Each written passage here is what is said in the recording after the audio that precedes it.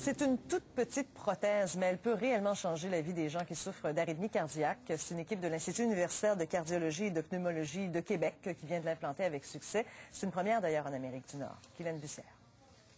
Ces deux patientes ont été opérées il y a moins de 24 heures. Ah, moi, je suis comme de ressusciter, c'est spécial. C'est spécial.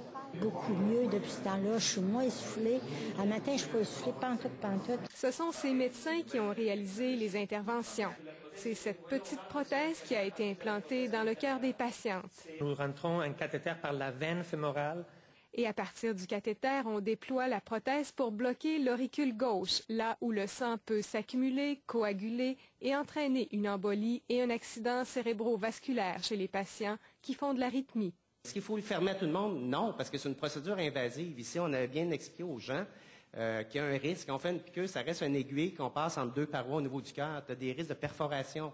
Si la prothèse est mal déployée puis elle se détache, elle s'embolise également. Pour l'instant, l'intervention est réservée aux patients qui ne peuvent prendre des anticoagulants, du Coumadin par exemple, parce que le risque d'hémorragie est trop élevé.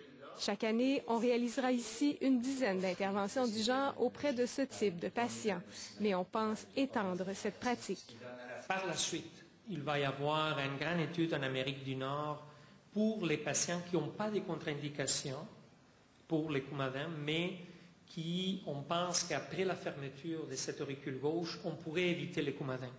Ça va faire partie d'une étude, États-Unis et le Canada. En Europe, ce genre d'intervention est réalisé depuis 1 an. D'autres centres canadiens le feront aussi prochainement. Par exemple, l'Institut de cardiologie de Montréal. La prothèse coûte 8 000 $. L'intervention est délicate, mais sécuritaire. Guylaine Bussière, Radio-Canada, Québec.